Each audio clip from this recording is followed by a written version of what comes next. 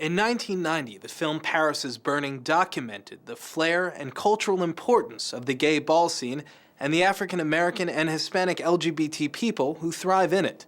The ball community, carefree, artistic, and sexually charged, spread beyond New York across the country, as HIV/AIDS also spread.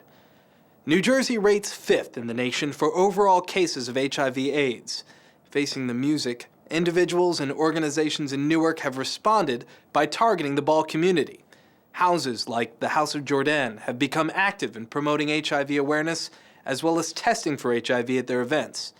Tonight we examine one of those events, the Enchanted Ball, to see how activism and artistry come together in the latest incarnation of the ball movement we call Ballroom 2.0.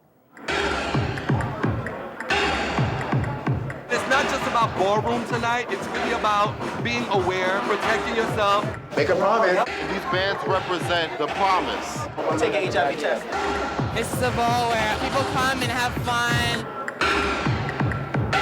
Ballroom has gone all the way back since the 1800s, and the late 1800s to the 1900s. And they used to have balls in the 1930s during the Depression era called the Beaux Arts balls.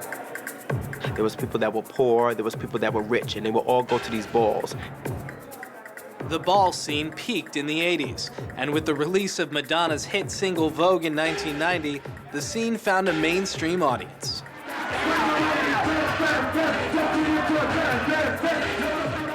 Now, voguing is actually, it was a way of battling without fighting. It was supposed to be a way of being able to fight without having to put hands on each other. And that's what that was about. You were supposed to be able to shut somebody up if you can work your hands and do a step that they couldn't do and make the crowd go up, much like breakdancing. Bernie McAllister is the father of the House of Jordan. He used to actually walk balls, but he saw his role as a father as an opportunity to begin to bring HIV prevention and education, as well as, helping young people to take a different road in their lives. A study conducted in 5 U.S. cities found that 46% of black men who have sex with men, or MSMs, were infected with the HIV virus. This increase in HIV strongly points to the need for prevention and education targeting black communities. One of the things the ballroom scene has done is taken on this initiative, this sort of button campaign around making people aware of the status. I am astonished that all of us are out here on a Wednesday night for a mini ball on a Wednesday, and just how fierce those runways were tearing it up. The Enchanted Ball is an event that we put on early in the spring of 2008, and it was an unbelievable opportunity for us to partner with another organization. Essentially what happened was GMHC decided to partner with POCC, People of Color in Crisis, and the two of us came together because we have a history of working with the house and ball community, and so it was very important that we show a united front and that we were really about the work. Now we're looking at how do we begin to get testing into venues that are not considered what you would call your traditional venues, but places where particularly young people go, which may be in the evening or early morning, such as bars, such as social venues, as well as maybe just cultural events.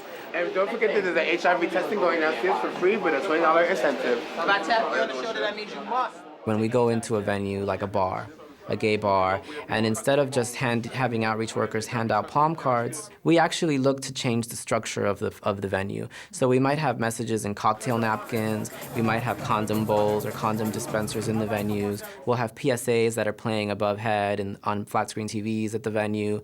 And these things begin to actually structurally change the environment in a way that encourages people to have dialogue. The campaign tonight is make promises. It's like I promised myself that every time I engage in sexual activity, that I'm gonna be safe.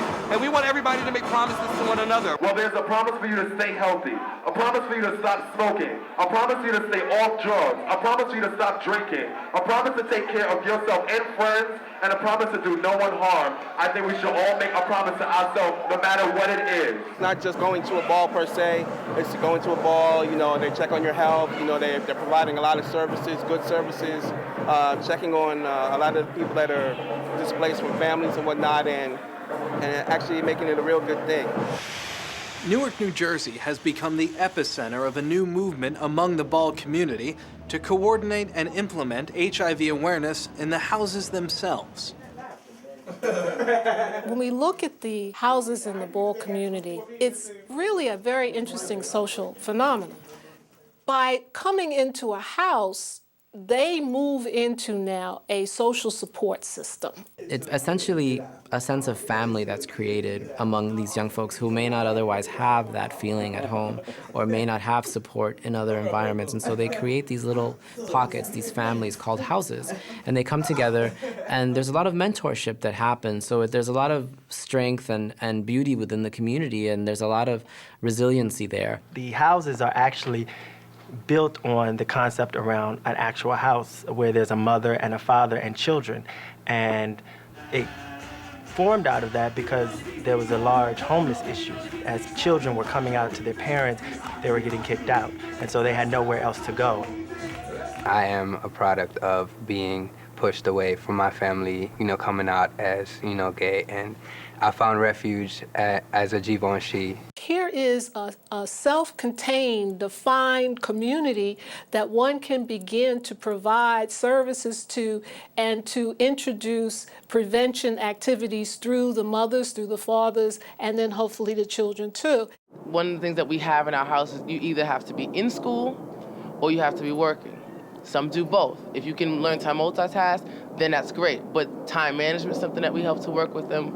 And all these many different aspects they're trained in. How to make resumes, how to interview, how to dress for these things. Some of these things are brought from the ballroom scene, but also what is socially appropriate as well. A lot of stuff that we learn from the ballroom scene, we use in reality, like Rajan said, when we go for job interviews, okay, I can do this, I know, my resume is good, and stuff like that. So sometimes they do play off each other. We was put on a probationary period. Like you had to be, within the month, you had to have yourself straight with a job, anything, like something, so you can be able to walk. Like he wouldn't let nobody walk that didn't have a job, wasn't in school or anything. And I believe that that's good because that makes you stronger. So it's not just about walking the balls. It's also about you need to also do other things to take care of yourself as a human being. I'm happier now because I have a family that I love, and I know they love me back, I care for. And more than anything, I can relate to them a lot. The more people understand how they can support each other within families, within social structures, those sort of values and that support, I think, absolutely impacts a person's esteem and a person's feeling of worth and overall sense of, access. And I think that would really impact somebody's decision-making around using condoms or not and impact their risk for HIV transmission. With increased focus and awareness around HIV prevention, the Ball community and its houses have set their sights on leading by example. To date, the gay Ball community remains one of the most active and progressive sources for outreach in the fight against HIV/AIDS. From your left to your right, they're mine.